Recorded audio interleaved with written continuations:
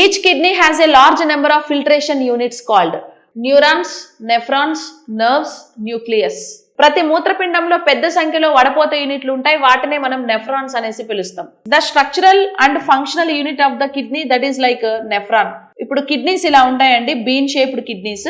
This is like right kidney and this is like left kidney. Right కిడ్నీలో మనకి nephrons ఎన్ని ఉంటాయి and left కిడ్నీలో మనకి నెఫ్రాన్స్ ఎన్ని ఉంటాయి.